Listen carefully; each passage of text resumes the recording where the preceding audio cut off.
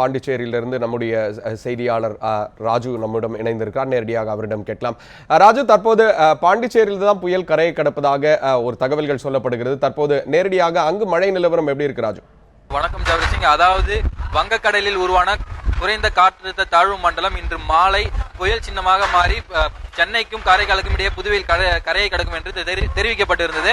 ஆனால் தற்போது வானிலை அறிக்கைப்படி புதுவையிலிருந்து புதுவை தென்கிழக்கே 110 கிலோமீட்டரில் அந்த காற்றழுத்த மண்டலமானது மையம் கொண்டுள்ளதாகவும் அது வெறும் காற்றழுத்தம் தாழ்வு நிலையாகவே கரையை கடக்கும் என்று வானிலை ஆய்வு மையம் தெரிவித்துள்ளது. இருந்த போதிலும் புதுச்சேரியில் இன்று காலை முதலே பலத்த காற்றுகள் வீசி வருகின்றன. இதன் காரணமாக புதுச்சேரியின் பல்வேறு பகுதியில் மரங்கள் ஆங்காங்கே சாய்ந்துள்ளன. இதனை தீயணைப்பு துறையினர் உடனுக்குடன் அகற்றி வருவதால் போக்குவரத்தில் எந்தவித பாதிப்பும் அது பெரிதும் ஏற்படவில்லை.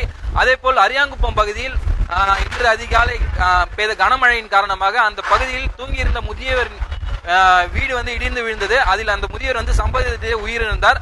அதே போல் புதுச்சேரியை அடுத்த மூலக்குளம் பகுதியில் 10 குடிசை வீடுகள் பலத்த காற்றினால் சேதம் அடைந்துள்ளது.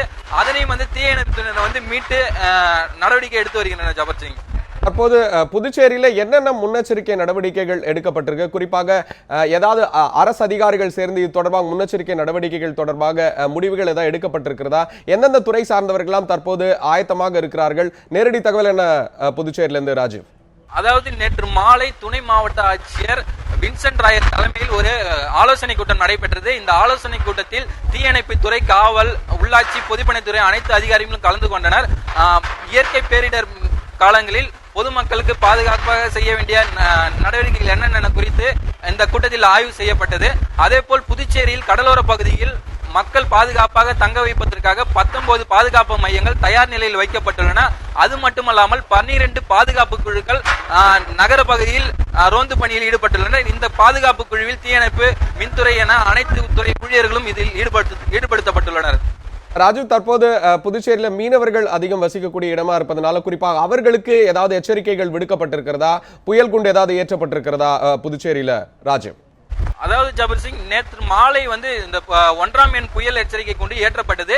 நேற்றே மாவட்ட ஆட்சியர் மணிகண்டன் மீனவர்கள் அடுத்த 48 மணி நேரத்துக்கு கடலுக்கு செல்ல வேண்டாம் என்று அறிவுறுத்தினார்.